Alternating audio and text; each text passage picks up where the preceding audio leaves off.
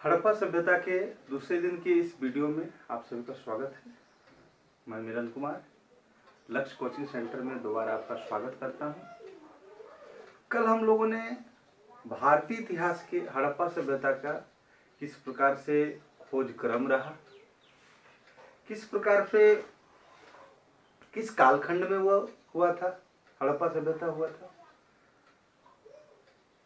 क्या क्या प्रमुख स्थान था, उसके विशिष्टता के बारे में, उसके विस्तार के बारे में जानकारी प्राप्त किए थे। आज उसी सीरीज को हड़प्पा सभ्यता का एक दूसरा वीडियो। आज कल हम लोगों ने जाना था कि हड़प्पा सभ्यता के जो प्रमुख स्थल थे वो 3 स्थान पर थे ना, अफगानिस्तान, पाकिस्तान और भारत। 3 देशों में यह फैला हुआ था।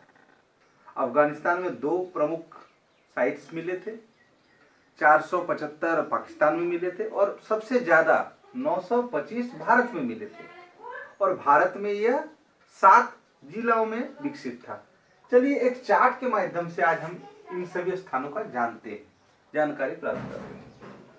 सबसे पहले हम लोगों को जानकारी मिलता है अफगानिस्तान में जो 2 साइट थे, सुतगोई और मुंडीकाक। बस इसका नाम ही हम लोगों को याद रखना है। अफगानिस्तान में क्या था? सुतगोई और दूसरा मुंडीकाक।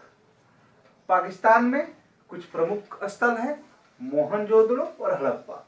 मोहनजोदड़ो जो कि लरकाना प्रांत में है पाकिस्तान के।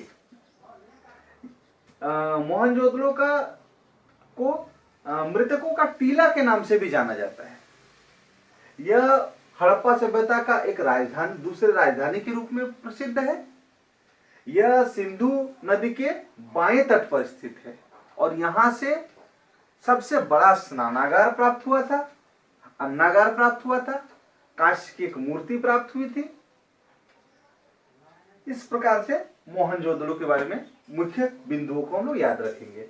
अब दूसरी हड़प्पा, यह माउंट गोमरी पाकिस्तान के क्षेत्र में ये स्थित है। यह रावी नदी के दाएं तट पर, आपको याद होगा कि मोहनजोदड़ो सिंधु नदी के बाएं तट पर और ये रावी नदी के बाएं तट पर स्थित है। हड़प्पा सभ्यता का ये भी एक राजधानी है। हड़प्पा सभ्यता का 2 राजधानी माना जाता है, पहला मोहनजोदड़ो और दूसरा हड़प्पा। यहां से RS-37 कब्रिस्तान मिला है, कांस्य का दर्पण मिला है, श्रमिकों के आवास मिले हैं। यह मालूम चलता है कि उस वक्त श्रमिकों के रहने के लिए एक ही साथ बहुत से आवासों का निर्माण किया गया है। ये 2 प्रमुख, इसके बारे में थोड़ी थोड़ी जानकारी रखनी है। उसके बाद नाम के रूप में सुतका गेडोर, डाबरकोट, बालाकोट, चहुंदड़ो, इन सब के बारे में सिर्फ नाम को आपको याद रखना है। भारत में यह कश्मीर में, पंजाब में, हरियाणा में, राजस्थान में, गुजरात में, उत्तर प्रदेश में और महाराष्ट्र में। तो हम सभी बारी बारी से देखते हैं। यदि भारत का एक मानचित्र अगर हम लोगों को अगर ड्रॉ करें तो एकदम उत्तर से दक्षिण के क्षेत्र की ओर हम लोग जाएंगे। उसी स्तर से हम लोग बात करेंगे। तो सबसे पहला उत्तरी स्तर क्या कहाँ था? हड़प्पा सभ्यता का सबसे उत्तरी भाग था मांडा, जो कि कश्मीर में है। दूसरा पंजाब में, पंजाब के प्रमुख स्थलों में से हम लोग जान सकते हैं रोपड़ और संधोल को। उत्तर प्रदेश में बड़गांव, संघोली, आलमगीरपुर। यह आलमगीरपुर वही आलमगीरपुर है जो पूर्वी भाग का, जो हिंडा नदी के तट पर है। हरियाणा में बनावली, भगवानपुरा, राखीगढ़ी हरियाणा के प्रमुख स्थल हैं। सबसे ज्यादा अगर कहीं स्थल है हड़प्पा सभ्यता के तो गुजरात में है। फिर भी उसके प्रमुख के बारे में जानेंगे। लोथल जो कि बंदरगाह है, धौलावीरा, और यह वही धौलावीरा है जहां पर नगरीय सभ्यता 3 भागों में विभक्त था, जिसमें पश्चिमी टीला, मध्यमा और पूर्वी टीला। सुतकोदाह और महाराष्ट्र में दायमाबाद, यह दक्षिणी अंतिम सिरा है। इस प्रकार से हम लोगों ने जाना अफगानिस्तान, पाकिस्तान और भारत में जो प्रमुख प्रमुख स्थलों के नाम के बारे में जानकारी रखना है। अब एक चार्ट के माध्यम से जानेंगे कि किस वर्ष में कौन सा स्थल खोजा गया, उसके किन किन लोगों ने उनको खोजा, अभी वर्तमान में वो किस स्थान पर स्थित है, किस नदी के तट पर स्थित है, और हमें उन सभी स्थलों से कौन कौन से वस्तुएं प्राप्त हुई। तो सबसे पहला 1921 ईस्वी में हड़प्पा, जो कि दयाराम साहनी के द्वारा, राय बहादुर दयाराम साहनी के द्वारा प्राप्त किया गया था। यह माउंट गोमरी पंजाब, यह पश्चिमी पंजाब है, जो कि अभी पाकिस्तान में है। यह रावी नदी के, हम लोगों ने यहाँ पर भी जाना कि रावी नदी के बाएं तट पर, तो रावी नदी के तट पर था। यहाँ से हमें RS-37 कब्रिस्तान प्राप्त हुआ था, अन्नागार प्राप्त हुआ था, श्रमिक आवास प्राप्त हुआ था। उसके एक ही साल बाद 1922 ईस्वी में हमें मोहनजोदड़ो, जो राखालदास बनर्जी के द्वारा खोजा गया। यह लरकाना, जो कि सिंध प्रांत में स्थित है, यह सिंधु नदी के बाएं तट पर स्थित है। यहां से एक बृहत अन्नागार, स्नानागार, कांस्य की मूर्ति, एक श्रृंगी पशु की मूर्ति आदि हमें प्राप्त हुए हैं।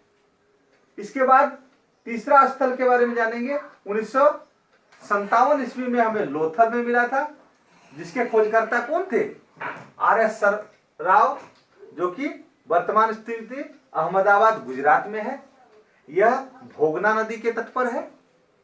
इससे प्राप्त स्थलों में से चावल, घोड़े की मूर्ति, अग्निकुंड, हाथी के दांत इत्यादि मिले हुए हैं। 1931 ईस्वी में चहुंदड़ों का खोज हुआ था, जो कि NG मजुमदार के द्वारा खोजा गया। यह वर्तमान में सिंध प्रदेश में है, जो कि सिंधु नदी के तट पर है। यहाँ से काजल, लिपस्टिक, मनके बनाने के कारखाने। आप सभी को एक चीज और मैं बताना चाहूंगा कि उस वक्त भी ये श्रृंगार के बहुत शौकीन थे। उस समय के जो भी प्राप्त हुए हैं, हाथ के कंगन, गले का हार, माना जाता है जो भी गरीब तबके के व्यक्ति जो थे वो मनके जो बनाते थे, वो सारे मनके बनाने के कारखाने चहुंदड़ों में आपको मिले हैं। और यहाँ से काजल, लिपस्टिक, इन सब के भी मतलब प्रसाधन सामग्री यहाँ से प्राप्त हुए हैं। 1953 ईस्वी में कालीबंगा, जो कि अमलानंद घोष के द्वारा खोजा गया है। वर्तमान स्थिति हनुमानगढ़ राजस्थान में है। यह सरस्वती नदी के तट पर है। कालीबंगा का अर्थ होता है काले रंग की चूड़ी, और यहाँ से काले रंग की चूड़ियां भी प्राप्त हुई है। यहाँ भी अग्निकुंड है, जुते हुए खेतों के साक्ष्य मिले हैं। और एक चीज मैं बता देना चाहूंगा कि यहां से आपका भूकंप के भी प्रमाण मिले हैं।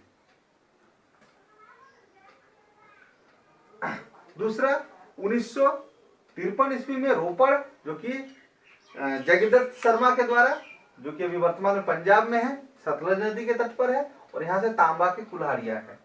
इसके अलावे बहुत सारे ऐसे स्थल हैं, लगभग कह सकते हैं 1500 स्थल खोजे गए हैं। उसमें से जो प्रमुख स्थल के बारे में था जानकारी, उसे मैंने आपको अभी दिया। अब हम सभी जानेंगे कि ये जो इतना विकसित सभ्यता था, ये सभ्यता अचानक समाप्त कैसे हो गया। इस हड़प्पा सभ्यता का पतन का क्या क्या कारण था, इन पतन के कारण के बारे में आज हम जानकारी करेंगे। तो पतन के कई कारण थे। कुछ जैसे मार्शल, मैके, SR राव, इन सभी ने नदी का बाढ़ प्रमुख कारण बताया गया है। क्योंकि हम लोगों ने देखा कि नदी की जो बाढ़, क्योंकि सारे बड़े बड़े स्थल नदी के तटों पर स्थित थे, तो कहीं ना कहीं बाढ़ आने के कारण नदी के हड़प्पा सभ्यता का विनाश हो गया होगा या पतन हो गया होगा। लेकिन और एक चीज हम लोगों को मालूम चलता है कि बहुत सारे ऐसे स्थल जो नदी के तटों पर नहीं है, तो उनका विकास, उसका भी, उन सभी स्थलों का विनाश कैसे हुआ। तो उन सभी स्थलों का विनाश के लिए कई इतिहासकार जैसे व्हीलर, गार्डनर, चाइल्डर, ये सभी कहते हैं विदेशी आक्रमण। क्योंकि हम लोगों ने हड़प्पा सभ्यता के विकास के बारे में यह चीज जाना कि हड़प्पा सभ्यता जो था यह एक शांतिपूर्ण सभ्यता था। यह युद्ध के कहीं भी, अस्त्र शस्त्र के कहीं भी नामो निशान तक, या इनके कहीं से कह सकते हैं कोई भी खुदाई के द्वारा प्राप्त नहीं हुए हैं, न हथियार प्राप्त हुए हैं। तो हो सकता है कि विदेशी आक्रमणकारियों ने इनका इस सभ्यता का विनाश में प्रमुख योगदान रहा होगा, विदेशी आक्रमण। कहीं कहीं पे आर्यों को भी माना जाता है कि आर्य हड़प्पा सभ्यता का विनाश के बाद, एक बड़े कालक्रम के बाद, पुनः आर्यों ने वैदिक सभ्यता का विकास किया। अगले वीडियो में हम लोग वैदिक सभ्यता के बारे में जानेंगे। तीसरा प्रमुख कारण परिस्थितिकी असंतुलन रहा होगा। ए.एन. घोष, स्टाइनर, बीबी लाल, इसमें बीबी लाल जी प्रमुख रूप से कहते हैं कि जो परिस्थितिकी असंतुलन हुआ होगा, या फिर भूकंप आया होगा, या फिर ऐसे कई परिस्थितियां उत्पन्न हो गए होंगे जिनसे हड़प्पा सभ्यता और ज्यादा दिन तक चला नहीं और वो उनको पतन के रास्ते पर हो गया। चौथा हो सकता है कि कहीं पे हो सकता है आज जिस प्रकार से कोरोना वायरस फैला हुआ है, उसी प्रकार से कोई ऐसा भी महामारी फैला होगा, प्लेग या फिर मलेरिया, और उस वक्त वे सभी उस महामारी के चपेट में आ गए होंगे, जो कि कनेडी ने कहा है। इस प्रकार से आज हम सभी ने देखा कि हड़प्पा सभ्यता किस प्रकार से एक उन्नत सभ्यता था और एक नगरीय सभ्यता था। उसका विनाश कहीं न कहीं कई कारणों के द्वारा अनुमानित माना जाता है, जिसमें से सबसे ज्यादा माना जाता है नदी का बाढ़। इसे सबसे ज्यादा प्रमुखता दिया गया है।